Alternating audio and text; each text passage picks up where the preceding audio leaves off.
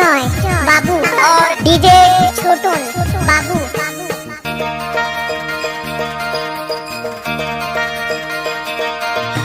लोहर दागा दा दायराची सहर का दाय डिग्री मानो कामा लारे डिग्री मानो कामा लोहर दागा दा दायराची सहर का दाय डिग्री मानो कामा लारे डिग्री मानो कामा मना हूँ मनो दादा माला हूँ मनो रे दो 100 रुपयाला गोरे भी 100 रुपयाला।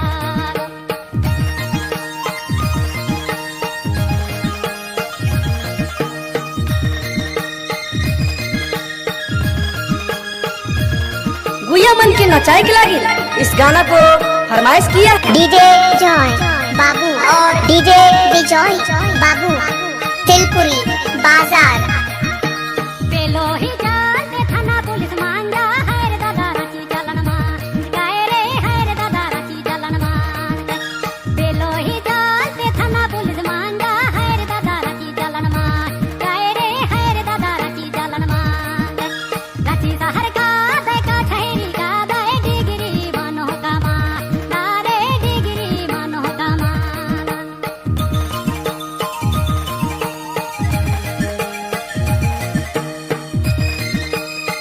हम एक कथा भाविला छोड़ी माने के छुटिया तेले पिया के डराय ना का छोड़ा मन के पटरे के धारे खतर बहाना खोजे डीजे दूर जॉय बाबू और डीजे छोटन बाबू।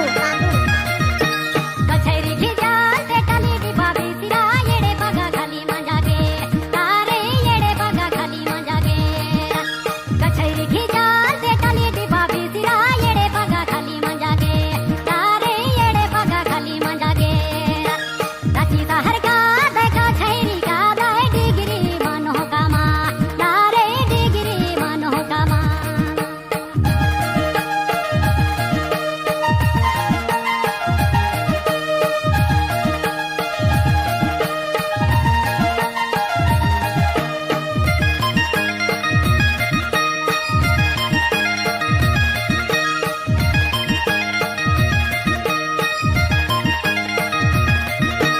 हटियंती बारी जारेल गाड़ी बार जा सिलीगुड़ी के सनरा तीरे सिलीगुड़ी के सनराई।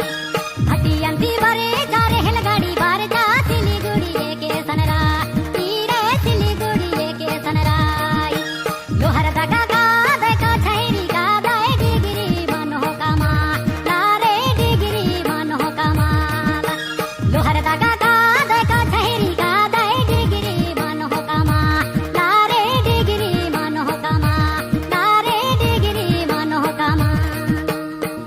डीजे जॉय बाबू और डीजे विजय बाबू।